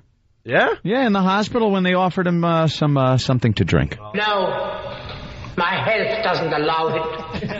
Oh, so he's still not feeling well. Do you have food all right? Food, all right. Try the wine. I'm pleased you appreciate good wine. A victim of the modern age. Poor girl. She was very badly raped, you see. You see? How do you not love that clipped speech? The doorbell. I suppose you better let him in. Clockwork Orange clips. Thank you, Than. That guy's voice is so freaking creepy. See? Yes. All right. No, my health doesn't allow it. His health. He's all health conscious in a wheelchair. The raped dead wife. The big lug that carries him around. Stupid Darth Vader carrying him. Oh, Connecticut wants in. Oh, that's cute. Kevin from Hartford, this is cute. Go ahead. Yes, Saturday night, New London, Connecticut. We had 27 people run down in a fireworks display from the car that went out of control. Yes. The guy was 89 years old. Heard this story. Another elderly driver driving into a crowd of people. And Connecticut, in their infinite wisdom, has decided not to revoke this guy's license. Old people really stink at driving. They are really, really bad at driving. All years ago. And the Asians are good? Well. Years ago, Attell said, and I don't remember where he said it, but he was talking about old people, and he said we should use them for fuel. David Attell. Here's the story Kevin's talking about. An 89-year-old driver could face charges for accidentally plowing into a crowd at a festival in Connecticut. It happened in New London Sail Fest. Robert Lane drove his station wagon into a group of people. The preliminary accident report states Lane may have had a medical condition that impaired his driving. 27 people are injured, none seriously. A victim of the modern age. Poor girl. And now you, another victim. Should you really be driving? No, my health doesn't allow it. The old guy, he did have a condition that enabled him to not drive well. It was called cadaveritis. He's actually more dead body than he is living virile man. living tissue. Just give him a pillow mask. Kevin? Yeah, old people are constantly doing stuff like this. The doctor that blew himself up in the building, still better. Yeah, beats 89-year-old You always hear about old people running people over. And they use the same excuse. I don't know what happened. I hit the brake pedal and the gas went. Has that ever happened to anybody under, 70? It happened to Ford once on the first model, and then never again. First one. Henry Ford himself was driving it. It happened to the... and they fixed the problem. It happened to the old white lady who was trying to drive in the color purple when Oprah wanted to see her children. I don't know him. Guilty Spark from Hop Hog. Oh, no, it's just updated. Where is he? From a website we can't talk about yet. Old people are no good at everything. Oh, poor old people. Hey, look. Old people are gonna. We're all gonna be old someday too. So it's like I always say, just beat them until you can't anymore. It's getting ugly out there. BJ from Oakdale. Here's some news out of Philly. Philly is still a faggot city. New York rules. Oh, see, now he's just trying to start trouble. Let me tell you, you don't want to mess with Philly. He's instigating. Remember when they threw, batteries at Santa Claus? Uh-huh. During what was it, the Eagles game? Threw batteries at Santa Claus. They're brutal down there. Philly can be a real animal town, man. I'm not messing with Philly. And I like how they decide, when their buildings blow up, the police are doing it. Like when they blew up that building. Remember what was that organization? Move, they were called? Well, they sure moved them. There's some organization called Move, and they shacked up in some building, and they were talking about squatters' rights and all kinds of stuff. And the police threw something in there, and... boy, it sure blew them all out of there. They moved all right. I love the name of that segment on WV11 now. On Call with Dr. Steve. Dr. Steve. Let me put this glove on. Doc, why? My eye hurts. Yes, bend over. I'm not taking my rings off. They're good for... Let's go to Steve, the trucker. Steve. This exam can save your life someday. Stupid palms up, idiot. Steve. Yo. Hey, Steve. What's up, guys, man? I worked in local news for 15 years, and the pathetic thing about all this is that, a lot of these stations, especially around the Midwest, they can't compete with the Big Apple for the sheer genius of a guy trying to commit suicide by blowing up a building. So they're going to try to localize the story somehow by saying that Cordula's brother's sister's former roommate's haberdasher went to community college in Dubuque for 4 months. And that's their local story. Yeah. It's ridiculous. As bad as the local news got there, it's even worse in the Midwest. It's called the local angle. All the big stories, you got to have the local angle. The consultants that tell you to do that are absolutely retarded. Oh, they're the worst. We call them, what do we used to call them? Insultants? Insultant. When the insultant would come in and try to tell us how to do radio. Consultants are we had to deal useless. With that. I have an idea. Useless in radio, useless in TV, useless in any business out there. Let's have a consultant come in here. They got to justify the $5,000 that they're charging to come in and tell you suck. Do you going to pay for him, Jimmy? Let's get a consultant. CBS could do it and have a consultant come in here. And then we could just humiliate them. That sounds like a lot of fun unless you've been through it. Yeah, we've done the consultant thing. This guy would come into Worcester like once every 6 months and then sit down with you and tell you everything you're doing wrong. Because if he came in and told you how great you were and how good the show was, he's out of a job. Wouldn't need him. You wouldn't need him. Yeah, so the consultants are there to point out how badly you're doing. No matter what. Yeah. Or they don't get a paycheck. That's why consultants stink. Oh, the early days of radio. God, I forgot about that. I never had to deal with that. Sit there, sit in the chair, and you're being graded on your performance. And they play tapes. You go, stop the tape, listen to one of your breaks, and go, I think you went a little long talking about that subject. Or, you gotta hit the subject really quickly. Get into it, get out, back to the music. Oh, really? All right, this is why Philly's badass. The last time we saw him was in a strip club in Atlanta. Yeah, and he told me I needed to talk to a psychologist. The only piece of good advice he ever gave. Yeah. I don't think that's strong enough. Check yourself in and talk a lot. Well, where is he with his career? And where am I? I always knew what I was doing. Where is he? Sounded crazy at times, but I always knew the ultimate goal. and I'm doing the ultimate goal. What are you doing? Yeah, I'd like to know. What are you doing? What are you doing? Oh, what are you flying to Fargo because the morning show over there needs some help? Need some help. They're tanking. Chris in Pennsylvania, what's up? Hey, Ed, those Philly cops didn't just blow up a building. They blew up a whole city block of row homes. Oh, yeah, that's right. It was a whole, block that wound up burning down. Yeah. Yeah, great move. Yeah, don't mess with Philly. Josh, what's up? Yo, guys, what's going on? It was ice balls that we threw at Santa Claus. We're damn proud of it. Ice. And made Wilson Good tied with Frank Rizzo for the greatest mayor in the city of Philadelphia because he dropped the bomb on his own people. A whole city block of them. They changed the police bomb squad to ordnance disposal because of it, because they're the ones that dropped the bomb, the police department. Yeah, and why did you guys throw ice balls at Santa again? I don't remember exactly what the reason was, but they didn't even because it was snowing. No, because there was ice on the chairs. Because he's good. Out, boys. All right. Philadelphia, they hate anything that's good and wholesome. That's why I like Philly. It was no surprise to me that this show is very successful. Yeah, no in that kidding. Atrocious city. They're all just mean-spirited jerks. They're just nasty people, and we love them. Dan in Philly, what's up? Fit the show perfectly. My tickets sell faster in Philly than anywhere else in the country. Because you're a despicable human being. I do incest humor. They can't get enough of it.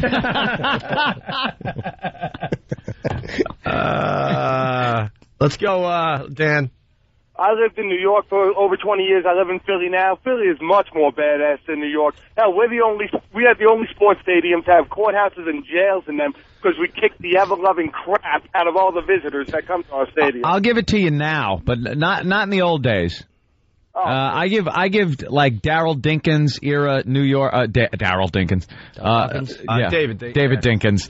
Daryl Dinkins. Didn't he play for the Mets? Daryl Dinkins. David Dinkins, New York. I give higher marks in violence and genuine creepiness than Philly. There was come on, let's think back. There was some wild stuff going on in New York City back then. You were afraid to do anything after dark. Oh yeah. Koch years were bad too. Yeah, and the Abe Beam. You were an infant. I was a little boy. What do I still am sometimes, people tell me. I want to thank John from Boston for being a buzzkill today. Trying to have a little fun as people go to work. Well, he writes on the instant feedback, "Oh my, I'm so," and he writes "so" in capital letters. "Oh my, I'm so upset that New York wins the people blowing up buildings contest.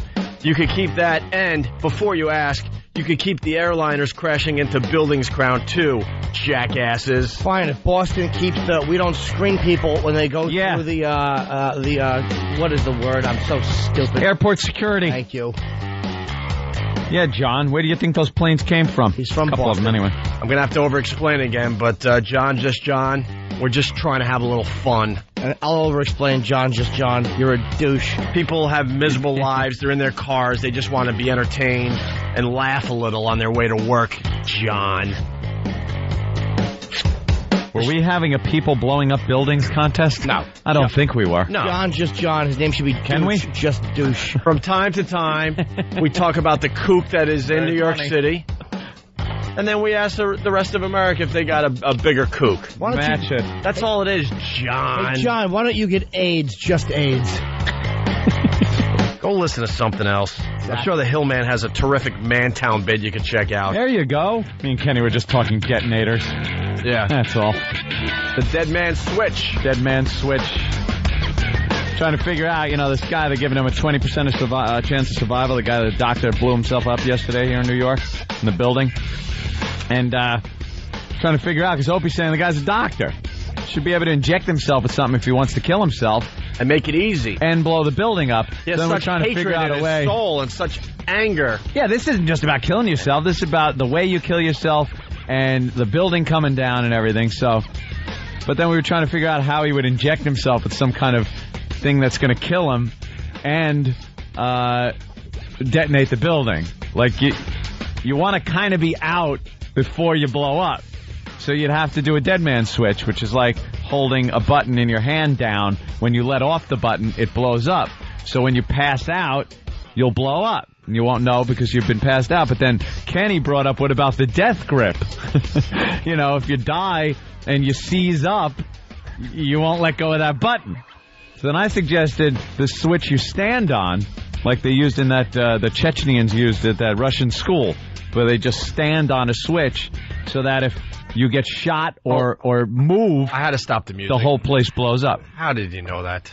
Oh, they had a great documentary on it. I just knew there was a big Showtime. explosion, and it was unfortunate for a lot of people. 3 days. You knew which switch they used? I think it was 3 days in September. It's a documentary that's on Showtime. It's about that. Yeah. They just killed the rebel leader, too. Yeah, they just nailed that guy. That's why Anthony ordered Showtime. Yeah, he also... Just for that. He saw that documentary. I got to have it. He also knows the name of the people... Or what the job is called of the people that put the metal rims around old barrels. The barrels. You know what that is? Yeah. A Cooper. A Cooper is a guy that made barrels back in ye olden days. Yeah, you and 3 guys know that. I think it's because I went through my Renaissance Festival phase, where I used to go to a lot of Renaissance fairs. Used to meaning last year. Everybody knows like a blacksmith. Yeah. A couple of those old school jobs. Oldie school. He knows what a Cooper is. I learned from going to the old Bethpage Village Restoration. Holy crap. He probably sat there and watched somebody do like working with metal seminars. Hey, why not? You know we do a show with a nerd, right? Yeah. I'm not a nerd. I'm borderline geek. You're far from a shock jock. I'm borderline geek. No, I'm not a nerd. I'm borderline geek. Hey, but Anthony. I have no interest in comic books or things like that. But I kind of like, Dude, you're a nerd. You really are. I'm not a nerd. Or you want to make sure people know that you're smart. Nerds are because different. you never got the high school diploma, so now you're like, well, but I'm going to show people how smart I really am. I was fun and smoked pot in school. It can't make me a nerd. Picture bringing that conversation up on a first date. Just bring it up. You know what a Cooper is? I would never do that. Who made barrels? How a conversation with Bill Burr turns into the same conversation I'd have with a first date. Bill, don't flatter yourself, okay? Oh, this is great. Jesus. This is what we want to hear. Go ahead, Jeremy. I'm trying to insult you. That's all I'm trying to do. Jeremy. Good morning, boys. Good morning. I want to defend Anthony. It's not that he's that smart. It's just you guys are really just that much more stupid. Attaboy. Okay. All right, wonderful. I'll accept that.